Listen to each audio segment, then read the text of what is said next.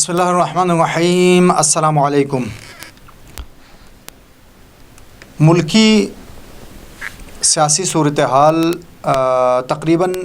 اس وقت پاکستانی قوم کے سامنے ہے۔ ہماری سیاستدان جو پاکستانی سیاستدان ہیں ان کی سب سے بڑی جو بیماری یہ ہے کہ وہ اپنے ماضی سے سبق نہیں سیکھتے، عبرت حاصل نہیں کرتے۔ یہی بارہا یہ حالات ریپیٹ ہو چکے ہیں کہ جب آپ کسی آواز کو دبانے کی کوشش کرتے ہیں تو وہ آواز پہلے سے زیادہ طاقتور انداز میں سر بلند ہوتی ہے، وہ آواز گونجتی ہے۔ اس وقت جو پورے پاکستان کے اندر پکڑ دکڑ کی جو صورتحال ہے، پی ٹی آئی کے کارکنان کو پکڑنے کے لیے جو حکومتی حکمت عملی ہے اور ان کی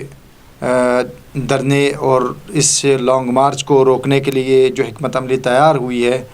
اس حوالے سے اگرچہ شاید جو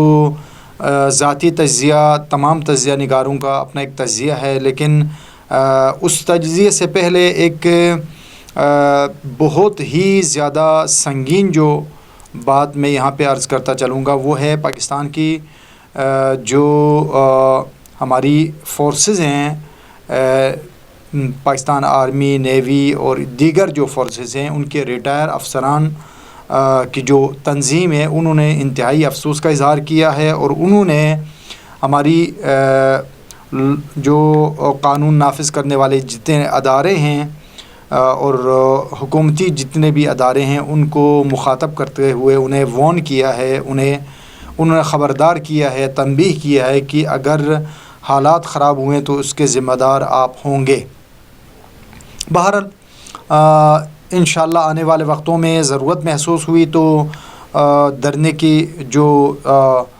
جن مقامات سے دھرنا گزرے گا اور جہاں جہاں مختلف حالات ہوں گے کوشش کریں گے کہ وہاں سے بھی حالات آپ کے سامنے پیش کیے جا سکیں، لیکن فی الوقت جو تازہ ترین صورتحال یہ ہے کہ پورے پاکستان کے اندر جو ہمارے سامنے ذرائع کے مطابق جو خبریں آ رہی ہیں، پورے پاکستان کی طرف جو خبریں آ رہی ہیں وہ یہ ہے کہ بڑے پیمانے پہ گرفتاریوں کا سلسلہ جاری ہو چکا ہے۔ اب یہ جو اس کا نتیجہ ہوگا وہ سب سے بڑا جو اس کا فائدہ ہوگا وہ عمران خان اور پی ٹی آئی کو اس کا فائدہ ہوگا۔ اس کی وجہ یہ ہے کہ جتنا بھی اس آواز کو دبانے کی کوشش کریں گے، یہ شاید پاکستان کی سیاست میں پہلی مرتبہ ہو رہا ہے کہ ایک سیاستدان کے ساتھ عوام کی خواہشیں اور عوام کی امنگیں شامل ہے۔ اس کی وجہ یہ ہے کہ کل تک جس عمران خان کا عوام کے ساتھ اس طرح کا کوئی جو ہے وہ رشتہ نہیں تھا، لیکن جب سے اس نے پاکستانی عوام کی غیرت جو ہے جو پاکستانی غیرت مند قوم ہیں ان کی مرضی اور ان کی منشا کے اوپر اس نے اپنی سیاست کی بنیاد رکھنے کی کوشش کی ہے، اور اس نے پاکستان کی نہ صرف پاکستان بلکہ پوری مسلم امت کا جو دشمن ہے امریکہ، اس کے خلاف جب سے اس نے آواز بلند کیا ہے کہ پاکستان کے اندر امریکہ کی منشا اور مرضی سے حکومتیں تبدیل نہیں ہونی چاہیے، اور یہ کہ ان کی جو حکومت ہے اس کو امریکہ کے اشارے پر گرایا گیا ہے، ان کی امریکہ کے کہنے کے اوپر عدم اعتماد کی جو تحریک آئی ہے جس کے نتیجے میں ان کو زبردستی ایوان اقتدار سے باہر کیا ہے۔ تو جب سے انہوں نے اس چیز کو ایکسپوز کیا ہے، بے نقاب کیا ہے امریکہ کی سازش کو، اور امریکہ کی پاکستان کے اندر جو امریکہ کی جو اثرات ہیں، امریکہ کا جو اثر و نفوذ ہے اس کو اب قوم کے سامنے رکھا ہے، تب سے پاکستانی قوم جو کل تک شدید انداز میں عمران خان اور پی ٹی آئی حکومت سے ناراض تھی کہ انہوں نے مہنگائی کا طوفان کھڑا کیا، اور اسی طریقے سے بہت ساری ایسی جو ان کے دور حکومت میں جو کارنامے انہوں نے انجام دیے ہیں، جو سیاہ کارنامے میری نظر میں ہیں، جس میں سب سے زیادہ قابل مذمت آئی ایم ایف کے ساتھ جو ان کا معاہدہ تھا جس میں 350 ارب پاکستانی قوم کے اوپر بوجھ لادا گیا۔ اسی طریقے سے جو آخری دنوں میں جو انہوں نے آئی ایم ایف کے پریشر کے اوپر جو ہے ان کے دباؤ میں آ کر پاکستان کے اسٹیٹ بینک کے متعلق جو ترمیمی بل انہوں نے پاس کیا، ان تمام چیزوں کو دیکھتے ہوئے پاکستانی قوم شدید جو ہے وہ ان سے متنفر تھی، لیکن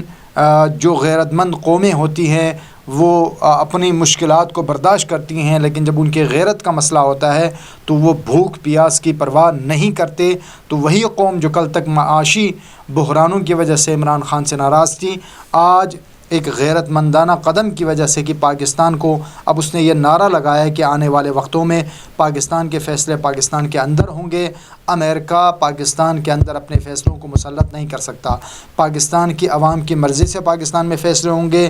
پاکستان کے اندر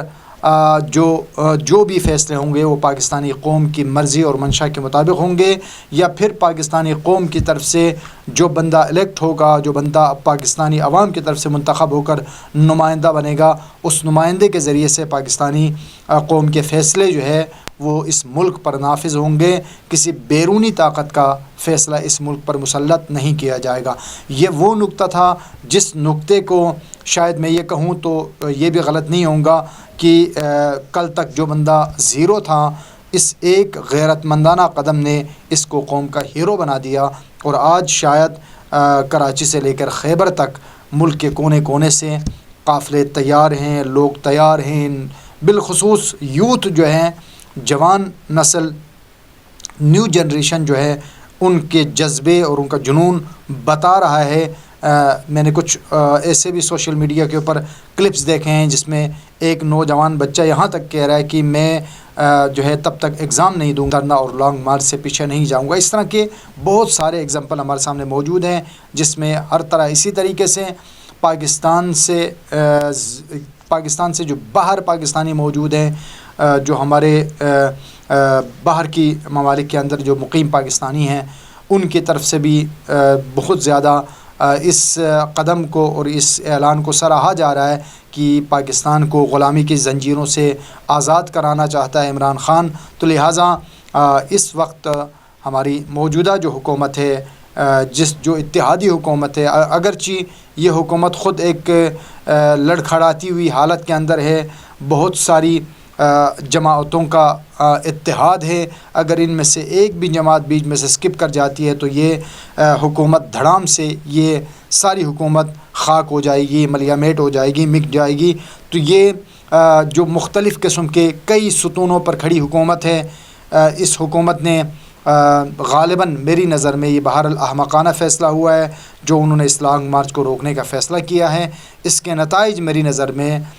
بالکل بھی کوئی اچھے نتائج کا سامنا نہیں ہوگا۔ ہماری حکمرانوں کو اپنے ماضی سے سیکھنا چاہیے کہ جب بھی کسی آواز کو دبانے کی کوشش کی جاتی ہے، وہ آواز پہلے سے زیادہ قوت کے ساتھ بلند ہوتی ہے۔ ہماری دعا ہے پروردگار پاکستان کی حفاظت فرمائے۔ پاکستان زندہ باد۔